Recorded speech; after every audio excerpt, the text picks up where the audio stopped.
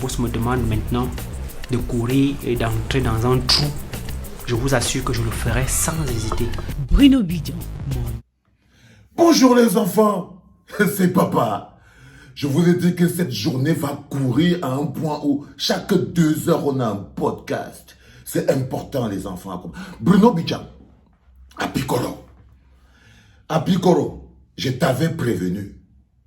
Je t'avais dit que l'affaire que tu commences là va te dépasser. Si mon patron me dit que plonge dans un trou, je ne réfléchis pas, je plonge. Je t'avais dit que l'affaire que tu commences là, ça va te déranger. D'abord, je vais te donner quelques conseils. Comme tu es en train d'aller au CED là, fais très attention. Ne te vante pas. N'essaye pas de faire comprendre à un gars, dès que tu es déjà entré là, ton nom Bruno Bidjan, ça ne veut plus rien dire. Tu entends comme je te dis là, non? Tu es devenu un matricule. Tu es devenu un numéro de matricule. Donc si tu essayes de mousser, genre, oh, je ne veux pas, je suis Bruno Bidjan et tout, les gars là vont te ndormo. Les gars là vont te ndormo. Quand on va te dire que Bruno Bidjan, enlève tous les habits, par contre on va t'enlever tous les habits.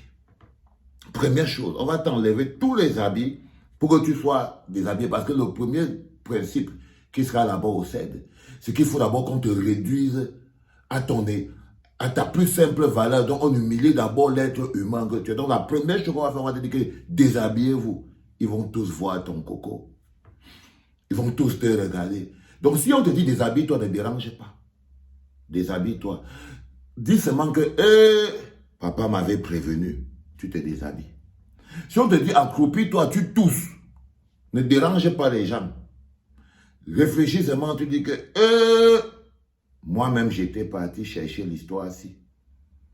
Si on te dit que couche-toi sur le côté, position fœtale, tu ne déranges pas les gens.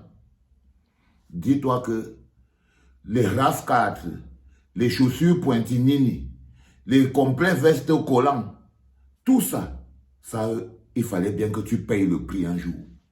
Parce que tu vois bien que devenir directeur d'un organe de presse, sans même être journaliste, ça a un prix.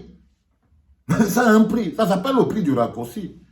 Devenir directeur, ça veut dire que tu es le patron de l'anecdote. Viens mon petit yo-yo.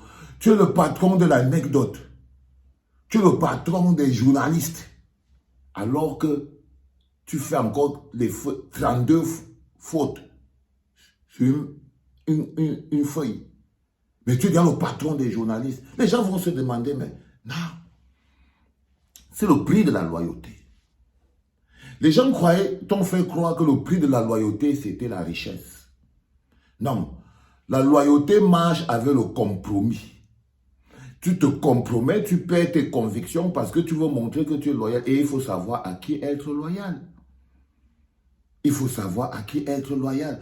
Donc, gravir les échelons à la vitesse de l'éclair, apparaître comme étant la nouvelle coupe de jeunes qui s'en sortent au Cameroun par leur capacité à s'allonger, ça a un prix. Ça a un prix. Aujourd'hui, tu vas passer ta première nuit au CED. Ok, c'est que tu ne vas pas rentrer. Non, tu ne peux pas rentrer. Peut-être il y a quelque chose dans ton corps qui te dit que non.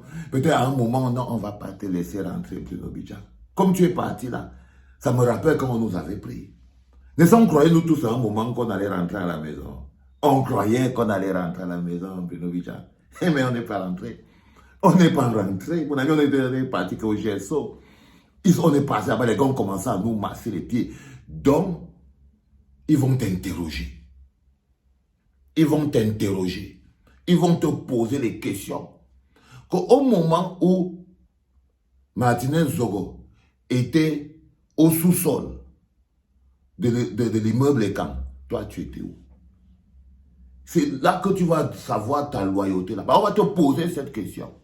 Si le Zomlord dit qu'il n'était pas là-bas, tu vas devoir toi-même choisir. Soit tu dis aussi que toi tu étais avec le Zomlord. Hein? Mais on va te poser la question là, que tu étais où?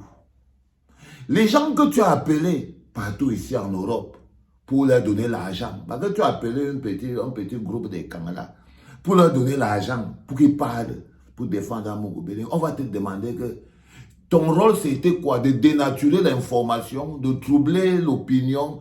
Les gens à qui tu donnais de l'argent, là, on va tout te retracer. Donc, les gars vont te traiter à Piccolo. Ils vont te traiter. Ils vont te traiter. Tu vas servir d'exemple. Tu sais la personne qui devait être à ta place, là, à Piccolo. La personne qui devait être à ta place, là, c'était Ernest Obama. La personne qui devait être là, mais lui, ça va lui arriver ailleurs. Lui, ça va lui arriver ailleurs. Parce que vous voyez, vous, les jeunes Campétis, les jeunes Camerounais, qui pensaient que ramper devant les vieux pour venir se vanter, grandir sans dignité, sans honneur, grandir sans dignité, sans honneur peut faire de vous des hommes, ça ne peut pas faire de vous des hommes. La personne qui devait être à ta place, si tu n'avais pas été aussi performant, parce que c'est la performance qui t'a mis à cette position. C'est la performance. La personne qui devait être à ta place en ce moment-là, c'est Ernest Obama. C'est Ernest Obama. Le timing a seulement changé. C'est le timing qui a seulement changé, cousin. C'est seulement le timing qui a changé, mais normalement, c'est lui qui devait être là. Donc les mecs, ils vont te déshabiller. Et ta mère va te regarder. Elle va oublier que ça avait l'argent là, que tu lui as construit une grosse maison au village, très vite. Elle va regretter, elle va dire que mon fils, qu'est-ce que tu as fait comme ça? Maintenant, il va falloir savoir quel est le sentiment qui t'anime. Tu sais, nous, quand on nous avait arrêtés et que nos parents venaient nous dire que mon fils, qu'est-ce que tu as fait comme ça? Tu regardais la raison pour laquelle on t'a arrêté, c'est ça qui te donnait la force. Et que tu savais que tu te défends pour un état de droit. Tu savais que si tu as arrêté là, c'est parce que tu luttes pour la justice. Donc même quand ta mère se plaçait devant toi pour pleurer, tu disais que maman, ne pleure pas pour moi. Je me suis sacrifié pour mon pays. Et ça te donnait la force. Toi, tu vas dire quoi? Tu vas dire quoi? Tu vas dire quoi, Bruno Bidjan? Tu ne vas rien dire. Tu ne vas rien dire. Et je vais t'expliquer. Il paraît que on va aussi arrêter Mélissa, la femme du Zomlor. Donc, toi, tu as un dossier aussi avec la femme. Hein, tu ne sais pas tous les dossiers qu'on a sur toi là, à Piccolo, mais tu ne connais pas. Tu ne connais pas tous les dossiers que les gars ont sur toi. Si tu avais une idée de la quantité de dossiers que les gars ont sur toi, tu ne serais pas en train de faire ton malin. Parce que même ta go, elle va te retrouver là-bas. Ne t'inquiète pas. Le Zomlor sera là-bas. Sa troisième épouse, il a encore 3, donc on va voir. Peut-être qu'on va lui donner 2 ou 3, mais il va se retrouver avec une de ses épouses là-bas. Toi aussi, à Piccolo, tu vas te retrouver là-bas. Avec ton épouse. Parce que il y a l'histoire de Fombo, là. Qu'on va finir de fouiller partout, on ne va pas trouver. Si on ne trouve pas, avec là où tu es là, tu ne peux pas être arrivé jusqu'à ce niveau sans savoir toi-même à Piccolo. Tu n'es pas là-bas pour rien. Tu sais que tu n'es pas là-bas pour rien. Tu ne peux pas te retrouver en train d'être amené là-bas, d'être jusqu'à tu as le directeur des anecdotes, tout en ne sachant pas ce qui se passe dans les sous-sols de l'immeuble. C'est-à-dire que c'est un peu comme Eco. On lui dit que non, tu ne peux pas nous dire que ton patron des opérations, hein, ton commandant en chef, tu ne peux pas nous dire que lui, il a travaillé dans ton bureau. Il a utilisé tes éléments. Toi, tu es le patron du renseignement, mais tu n'étais pas au courant. Si le patron du renseignement n'est pas au courant de quelque chose, les gens vont faire comment? Donc, si le patron de l'anecdote, il y a toi le nouveau chef, non?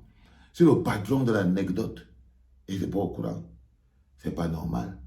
Donc, peut-être que Boni Philippe va reprendre les enfants du Cameroun, les jeunes du Cameroun.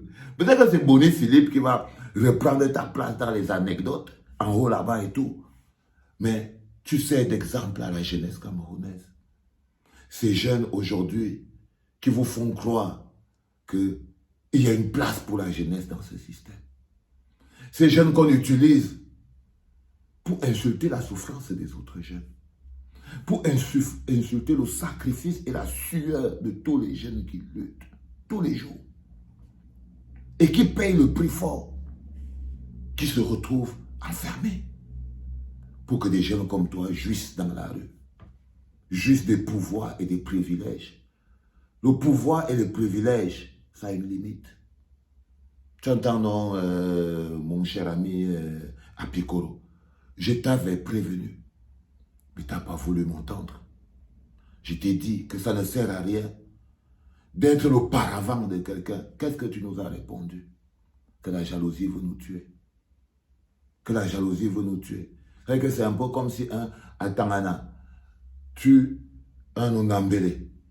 Il se fait arrêter par un Fouda et on vient lui dire que Kamdem est jaloux. Il y a quelque chose qui ne tourne pas clair. Il y a quelque chose qui ne tourne pas clair, les gars. Et ce n'est pas normal. Et ce n'est pas normal. Donc, je voulais te dire dans la Piccolo que tu vas passer dans cette première nuit au CED. Tu seras couché à même le sol. Ça va être ta première nuit de réflexion. Tu vas te poser des tonnes de questions. Tu vas te demander, est-ce que tu aurais pu faire autrement? Tu vas te demander, est-ce que tu étais même obligé? Tu vas te demander, est-ce que ça valait la peine? La grosse maison, très vite, qu'un type n'est pas encore journaliste, mais la grosse maison, très vite, les grosses voitures, très vite, les maisons pour maman, le moussage et tout et tout. Quand toi-même, tu as vu que tu es devenu journaliste, patron des journalistes, sans être journaliste, tu as d'abord compris que non, tu avais déjà pris une autre route. Tu avais déjà pris une autre route. Et c'est la route là qui t'amène